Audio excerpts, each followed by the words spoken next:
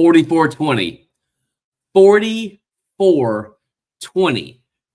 on that Aggie ass. I mean, absolute domination in Williams-Brice Stadium, where dreams go to die for top 10 teams in the month of November. You heard it all week.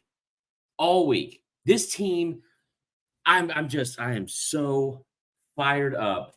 What a damn win. We are here live reaction show. My God. Finally got the statement win. I want to hear all of your comments and your takeaways from the game, your thoughts going into it, thoughts after that. What a win. What a win. And again, 44-20. The game just went final about 5-10 minutes ago. The celebration of Williams-Brice obviously is not going to stop anytime soon. The celebration in Columbia, in the Vista, in 5 Points, all the above, that's not going to stop anytime soon. And here's the thing. We deserve to. What a damn night for Shane Beamer and for South Carolina and for Dowell Loggins and Lenore Sellers. When people like me have said, and they doubted Dowell Loggins, especially Dowell Loggins, all year, I was worried about this game because I kept looking at it and thinking, man, there's such a clear path for South Carolina to win this game. Just a clear path. Like, they're a good enough team to beat them. You've seen it multiple times this season. And the thing I kept going back to was like, oh man, can Lenoris like be protected long enough by that offensive line? Can Lenoris also not make any sort of like backbreaking mistakes or bad moments with the lacking of situational awareness? I said this a couple of weeks ago, man. I said this a couple of weeks ago after the Bama game, but we were watching that kid turn a corner and grow up like in front of us. Here's the thing. The first 6 games of a starter, right? Like of his like starting career, he had some ups and downs and he had to learn and go through growing pains and he made some bad mistakes. Did you see Lenore Sellers in the pocket tonight? Like stepping up in the pocket, evading the rush, avoiding tackles. Like, my God, like no sacks allowed. What? What? Like, it was so fun. And here's the thing that was the best part. Here's the thing that's the best part. And listen, we're going to get into the full game. I'm so fired up. There is not going to be any line of symmetry and like organization to this show. This is just a live reaction. I'm fired up. And the game just ended. And it is just going to be off the cuff and from the hip. And it is, I've said this over and over. I said it during the Oklahoma game. I said the next step, the next iteration for this program and for this team and coaching staff and the players, like, and everyone involved with South Carolina football in the year of 2024, the next step was when you get up on someone, you have to figure out a way to keep them down. I say it all the time. People think it's way too aggressive, but you put your foot on someone's throat and you don't let up. You push down, choke them out and win the game. And South Carolina has not had that kind of killer instinct at times under Shane Beamer. You've seen it rear its ugly head multiple times here. Man, South Carolina went up 14-0, then it was like 17-6, and next thing you know, it's 20-17. Final score 44-20. They buried A&M, buried them. I mean, oh my God. Just what a game. Because here's the thing. This is my favorite part of looking at this now is like all these A&M fans already. Well, I just knew A&M was going to pull an A&M. This is what they always do. Here's the thing. You got your ass kicked. You went into Williams-Brice with a ton of confidence, the entire country patting you on the back and telling you how great you are for a full week. And you know why they did? Let's just get all the cards on the table. Do you know why they did that? They did that because you were on a nationally televised game against LSU, who's a top 10 team and a national brand, and you had a huge come-from-behind victory. Well, you had that win because LSU gave you the ball 3 times in the second half inside of like their own 20 or 30-yard line. That's why they handed it to you on a silver platter. It was gift wrap for you. And then you walked into Williams-Brice Stadium. SEC Mike. I'm sure he did. Listen, Hunter, it took me a second to read this. Hunter Britton says SEC Mike put A&M at number 3 in his power rankings. It took me a second to read that because I didn't know I genuinely didn't know if you meant right now. So back to the game. A&M, you came in with so much confidence because you beat an LSU team that, as South Carolina knows, is very beatable. Very beatable. This team comes in, and all the things that we were genuinely and validated in with our concerns, but genuinely concerned about, man, let's get into the numbers. It was a mauling. It was a mauling, folks. Here's the final stat line. Okay, we're just going to start with the team stats. 530 yards of offense. 530 yards of offense. 44 points. 286 yards rushing. I'll say that again. 286 yards rushing against a team who came into this game, drum roll please, with, I think it was they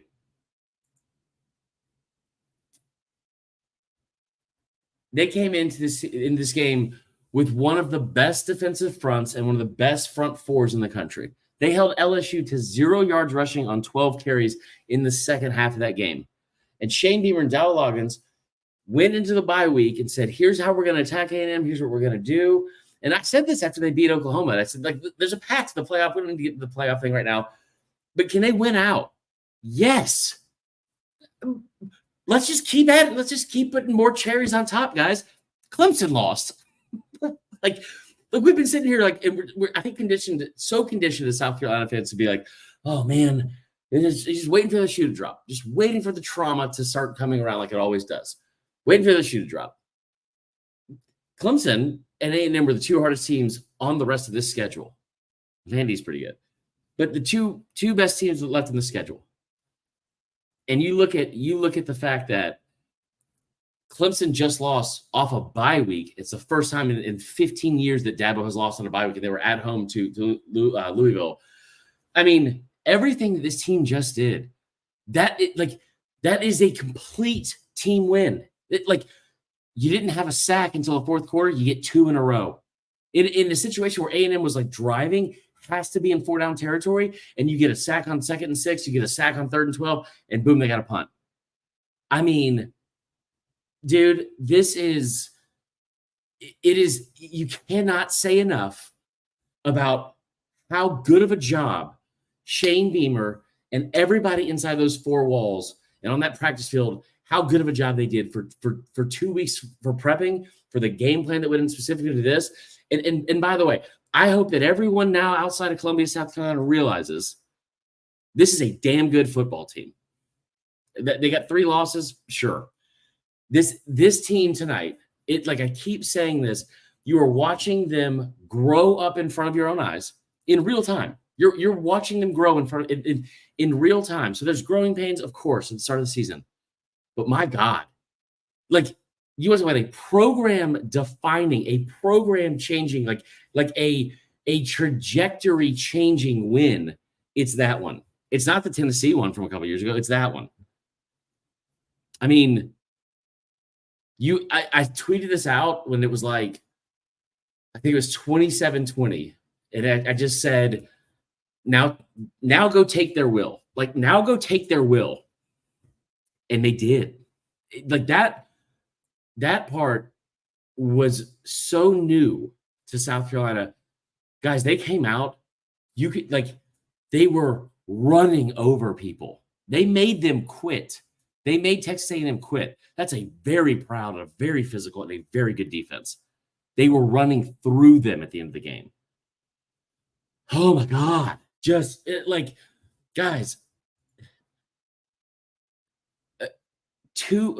3 penalties for 25 yards. You won the turnover battle. 0 sacks allowed. I mean, I would love to know how many negative plays that we had tonight. It couldn't have been more than 5. Like it.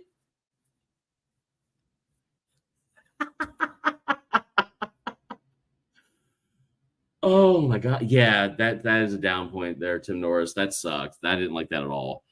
Um, man. All right, let's get y'all's thoughts on this because I am so fired up. It's been a long day. It's the girlfriend's birthday. We had a fantastic afternoon and obviously a great night here. Let me gather myself for a second. We'll read some of y'all's comments, and then we'll get into some of how the game played out because there's some good stuff. They're showing right now on SC Network, and uh, I mean the play design again from Dow Loggins. Listen, maybe Dow Loggins, like I will already tell you right now I was wrong about what I said because I was pissed at the Ole Miss game. Maybe Dow Loggins and Clayton White are the same person and same trajectory professionally, just at different times of being hired. I mean, like people wanted Clayton White gone, even at times like heading into this offseason. It's one of the best defenses in the country and has been one of the best and most opportunistic defenses in the SEC since he's been there. Like love Clayton White, like Dow Loggins. I mean, maybe that Ole Miss thing was a huge wake up call. I don't know, but you have started to see over the last several games the play design that he is coming up with, and especially in key moments, is really, really impressive. I mean, like that second touchdown tonight to Simmons or Simon. I mean, that was. Oh my God. Whew, are the goalposts still up? Too big. Let's talk about that. D Fresh 843 says 2 big fourth down stops. Split that man in half coming in the hole. Split that running back in half. Like 4th and 1, they ran right up the gut. Listen, there's a quote, and I didn't bring this up this week because I was worried that it was going to come back to bite us. There was a quote from the left tackle of A&M last week going to LSU, and he made a comment about how he's like, they think that, they're going to be able to come and stop us, and they're going to be able to, we're not going to be able to run the ball, which we are, and we're going to run down their throats. And they did against LSU. This isn't LSU. Okay? It's also not Kyle Field. Like, you had to put on your big boy pants to go play somebody today. And you saw, like, from just every single player, like, if Nick Harbor wasn't getting held like a damn newborn baby all night like at the top of his routes, it might have been even better, and he might have been more involved. But how about this from an underrated point and celebrate from the coaching staff? How about Nick Harbor, who could be a future Olympic track star? How about getting him so bought into this program that you had him blocking his ass off tonight? Like, Debo shut the inside run down all night. Like, all night. Oh my God. Just a complete Eamon Warrior. I told you he's going to come down and play in the box. Incredible. Just so fundamentally sound all night. You took the right angles. You didn't miss tackles. And then you saw A&M do all of the things that have plagued the South Carolina team that we've been so frustrated about. The bad snaps, the bad plays in the pocket, the lack of situational awareness, the missed tackles, arm tackles, bad turnovers. Like, that happened to someone else for a change. Oh my God. Cox probably should have. Okay, well, Lenore's played fearless and confident. Even though he didn't hit a couple throws, he kept the defense on their heels. Exactly, Tony. Exactly. How about this for fun? How about the fact that Lenore Sellers and Dow Loggins on the first play of the game dialed up a play action deep ball? How about Rocket Sanders? Like, guys, let's be objective and fair here. That dude was not himself, I think, at the start of the year, including LSU. I know he had a long touchdown or 2 long touchdown runs against LSU. I didn't think he looked like himself. That speed, his ability to get to the corner at that size, especially. I mean, dude, it was like listening. It was like listening to Connor Shaw, Marcus Lattimore games during the Steve Spurrier days. I'm hoping this will be the right dude. It's just the offensive line grew up. The defense. I mean, I don't even know what the bet. Like, there's so many amazing things that happened in that game. So many like really like foundational strengths that you saw, like that are starting to be repeatable things from this team and with Shane Beamer. I was so worried that this was going to be a repeat of Ole Miss, man. I was so worried there was going to be something, and I just kept thinking, like, just don't let, I said it on radio multiple times. I was like, please don't let these fans down. Just like, I just don't, I'm so tired of having to see disappointment. I've only been doing this job for 4 months. I mean, I've lived in Columbia for a long time, and oh my God. And for a brief moment,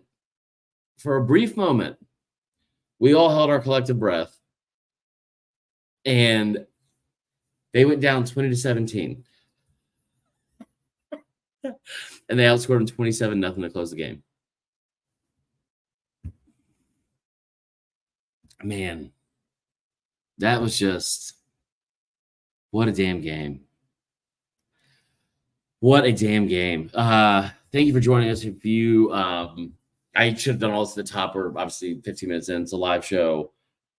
Thank you for tuning in. Thank you for listening to Locked On. We had our best month ever last month again, which is like, just can't say thank you guys enough. This has been so much fun to like talk about the hometown team and cover this team, especially this year. And now we get basketball, so it's only going to get better. And now this team is rolling. And I tell you what, man, it's really special to watch all this unfold.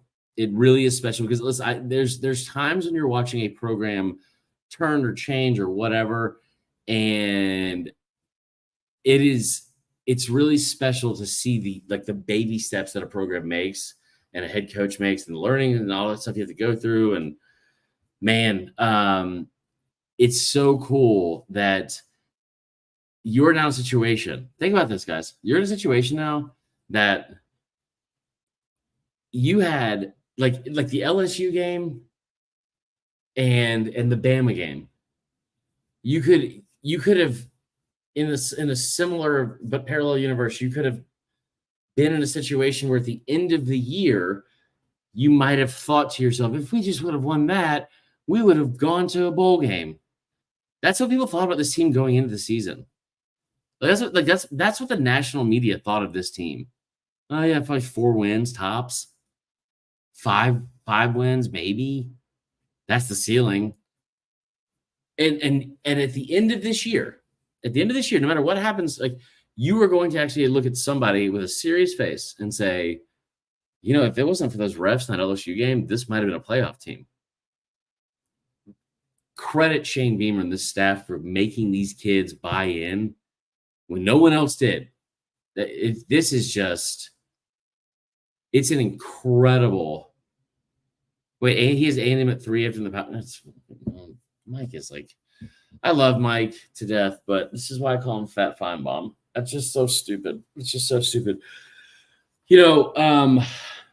Anyway, let's get into some of the stats from the game and go over it. I want y'all to tell me what your favorite part was, favorite plays. Hannah Bagnall, my friend from high school, I know she is just relishing this. This has been great. She's sending me the playoff or the power rankings from Mike right now. He's an idiot. He actually did. He put them at 3. He put them at 3. That is incredible. Okay. Well, anyway, that doesn't matter. Like 5-3. You have Vandy next week, which is not ideal, right? You have Vandy next week. Clemson's beatable. You're going to beat Mizzou. Guys, there's a very real path to 9-3. Oh man. It's just like, all right, let's get into it. How about let's start here.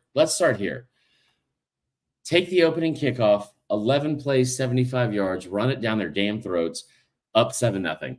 Dowell Loggins on script has become one of the better play callers in the SEC. On script. The concern is, it's a lot like a pitcher in baseball. I was telling somebody this earlier, is like, the concern is you know how like a starting pitcher, like once they get through the order the second time and they get or like hitters get to see him for a third time, the batting average goes up for the hitter and the ERA goes up for the pitcher. Like usually by the third time around, you start making adjustments and they've seen a guy and all that kind of stuff. That's kind of how it feels like sometimes Del Loggins. Like the first drive on script is great. Sometimes the second drive is good as well. They're at 14-0 in this game. But you go 11 plays, 75 yards, converted a 3rd and 1. That was great. Converted a 3rd and you was 3rd and 7. So you converted a 4th and 1. And then Lenora Sellers on a designed run, which was beautiful, by the way. Beautiful designed run. I think A&M overloaded the right side and they blitzed on the wrong side, and the play design was you pulled out Josiah to the left and let the two receivers come, like not crack back, but like come down on their blocks on the linebacker and the safety, and springs free for a 20-yard run. You stop A&M, they go for on 4th down. Isn't it nice to watch other coaches overthink a situation and where it ruins their game plan? Like this was the Ole Miss game reversed. So A&M on their first drive. By the way, you know how you're not a top 10 program? You know how I know A&M is not a top 10 program? I said this multiple times this week. I think A&M, I thought they were frauds. I thought they were still going 9-3. Still going 9-3.